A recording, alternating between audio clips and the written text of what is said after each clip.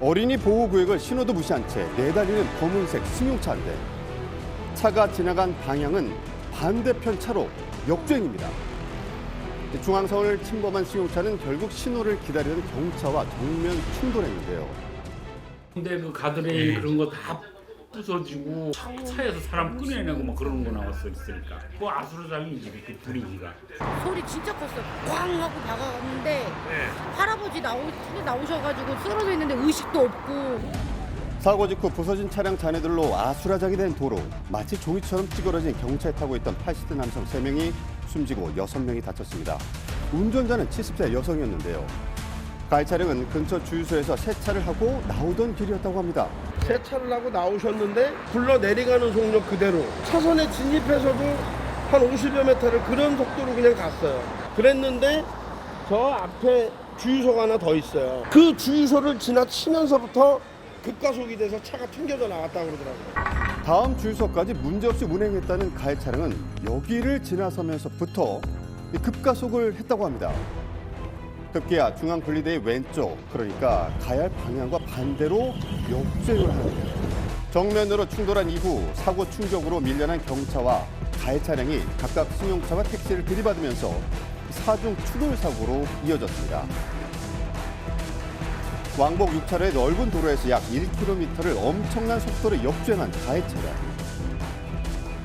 사망자 3명을 포함해서 총 9명의 사상자를 낸 대형 교통사고인데요.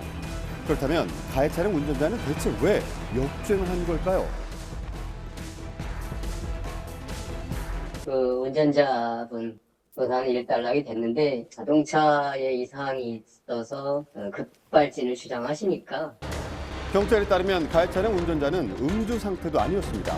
정말 그의 주장대로 급발진이 원인이었던 걸까요? 부항하고 가더라고. 근데 차가 밀리는데 부항하고 가는 거예요. 그래서 아니 어떻게 저걸 갔지 밀리는데? 여기가 이제 50도로란 말이야. 근데 그 차 달려오는 거 보니까 상당히 빨리 온 것 같아. 인근 상가의 CCTV에 찍힌 속도는 그야말로 눈 깜짝할 사이였습니다.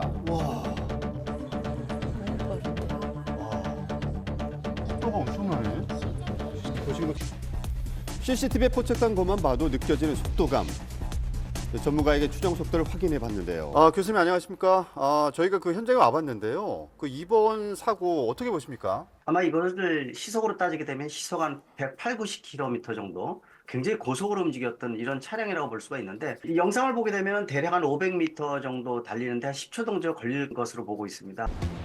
그렇다면 전문가는 급발진 가능성을 어느 정도라고 보고 있을까? 100% 급발진이 아니다라고 배제할 수는 없지만 급가속하면서 브레이크도 등에 안 들어오는 부분들이 있고 과속이 되면서 불안전 요소가 되면서 하얀 가스가 나오는 경우가 이런 공통된 특성을 가지고 있는데 이거는 그냥 고속으로만 달리고 있는 부분이어서 급발진에 나타나는 특성은 없다고 볼 수가 있어요. 운전자가 가속 페달을 계속 밟고 본인이 인지하지 못하는 기기 조작과 판단 능력이 떨어지는 고령 운전자 사고의 가능성이 높습니다. 자, 보시면 가해 차량이 세차장으로 들어갈 땐 켜져 있던 제동등이 사고 직전에 포착된 영상에선 꺼진 상태입니다. 현재 정확한 사고 원인은 조사 중이라는데요. 4년 전입니다. 부산에서 발생한 택시 추락 사고부터 2년 전 포항에서 발생한 구중 추돌 사고와 작년 서울 시청역 불진 사고까지 이 가해 차량들은 급발진을 주장했지만 결국 페달 O 조작이 원인이었던 것으로 드러났는데요. 급발진을 주장하고 있는 운전자는 60대 이상 고령 운전자가 70% 이상을 차지하고 있고요. 만 65세 이상 고령 운전자가 일으킨 교통사고는 늘고 있습니다. 적성 검사를 통해 가지고서 운전 능력을 가려줘야 되는데 현재는 이 적성 검사가 너무나 형식적으로 되고 있습니다. 선중에서는 반드시 의사 소견서를 첨부합니다. 근데 우리는 지금 현재 그런 제도가 제대로 안 되고 있기 때문에 어르신 운전자들을 제대로 보호를 못 해드리는 거죠.